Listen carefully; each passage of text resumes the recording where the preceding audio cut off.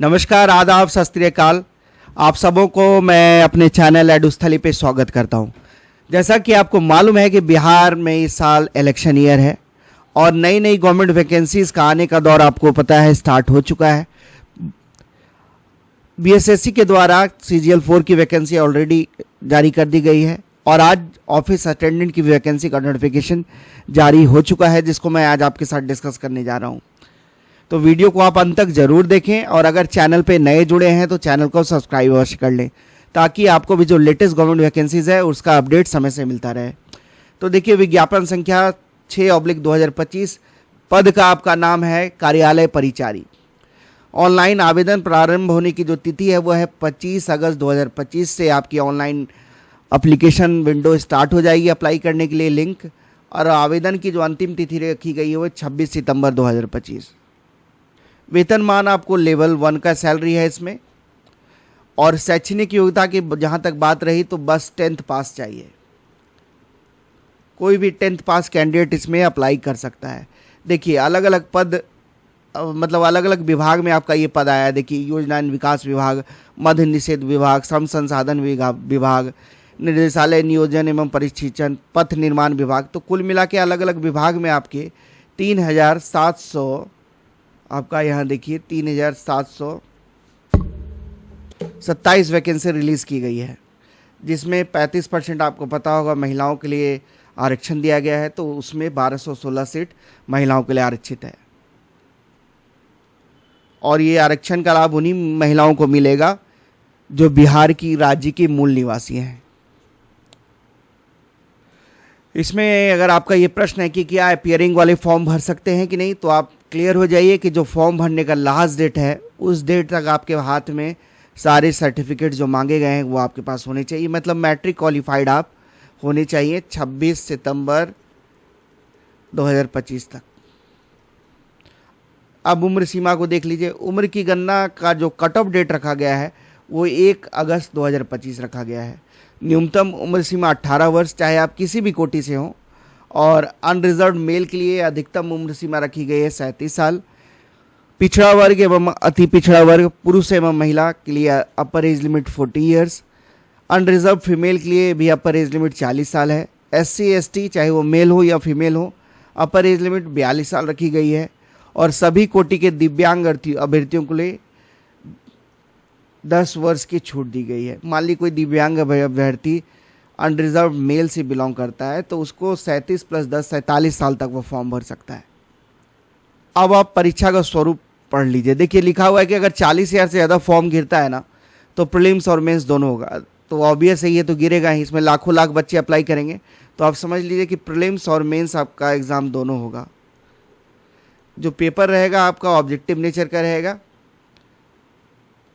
और जितने total seats हैं उसके 5 टाइम्स बच्चों को लगभग 18-19 हज़ार बच्चों को फिर मेंस के लिए बुलाया जाएगा। 5 टाइम्स जो वैकेंसीज है 3727 का 5 गुना आप कर दीजिए, इतने बच्चों को फिर मेंस के लिए बुलाया जाएगा। तो ये 18,635 आता है। तो लगभग इतने बच्चों या 19 हज़ार बच्चों को आपको मेंस के लिए बुलाया जाएगा। और मेंस के लिए आपका अलग से ऑनलाइन आवेदन भी इनवाइट किया जाएगा। देखिए, प्रीलिम्स का जो पेपर होगा वही एक पेपर होगा आपका सामान्य ज्ञान का, जिसमें आपका मैथ्स, GK और हिंदी के प्रश्न रहेंगे। देखिए, गणित के आपके 30 प्रश्न रहेंगे, सामान्य ज्ञान के 40 प्रश्न और सामान्य हिंदी के 30 प्रश्न। कुल प्रश्नों की संख्या आपकी इस तरह 100 हो गई।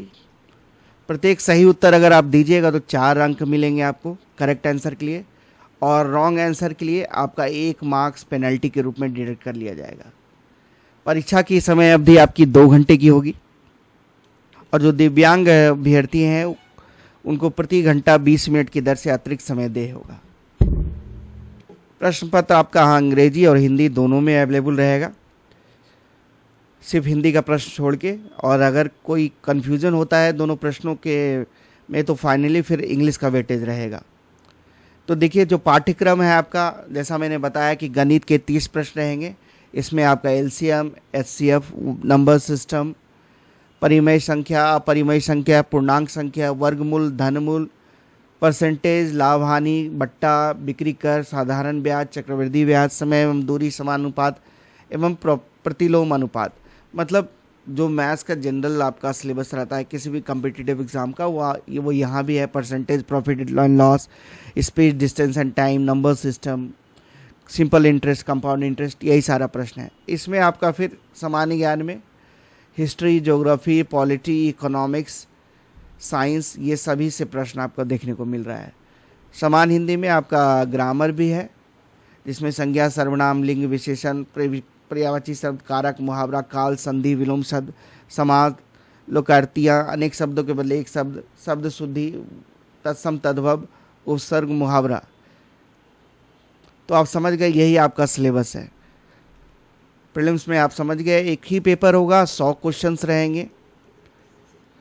प्रति सही आंसर के लिए आपको 4 मार्क्स मिलेंगे, और गलत अगर आप कीजिएगा तो 1 मार्क्स आपका पेनल्टी के रूप में डिडक्ट कर लिया जाएगा। फिर इसमें क्वालिफाइंग मार्क्स भी रखा गया है। अनारक्षित के लिए 40%, पिछड़ा वर्ग 36.5%, अति पिछड़ा वर्ग 34%, SC ST 32%, महिला वर्ग 32% और दिव्यांग सभी वर्ग 32%। देखिए, इससे ज़्यादा लाइएगा तभी आपका फाइनल सिलेक्शन होगा।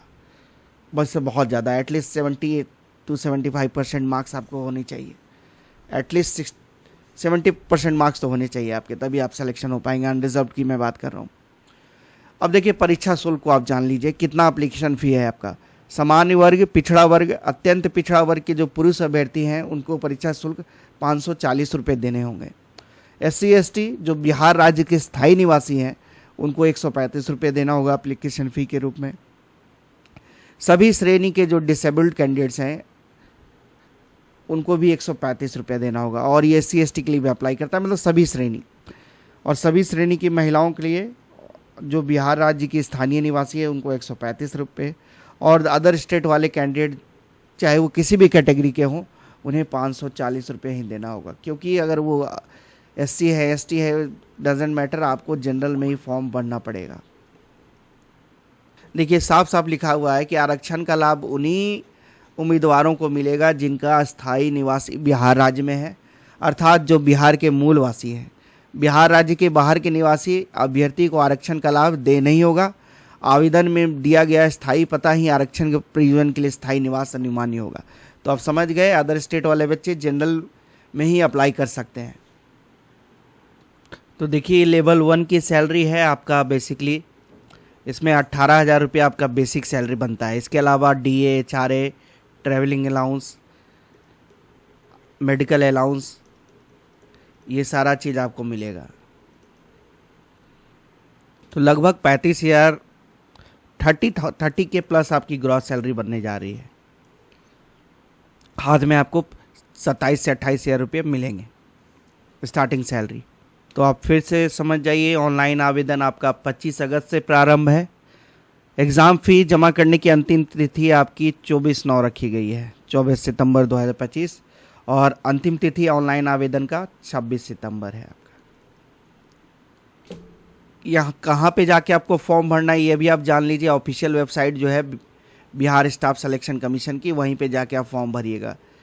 https://bssc.bihar.gov.in पे जाके आप फॉर्म भर सकते हैं। लिंक आपका ओपन होगा 25 अगस्त से,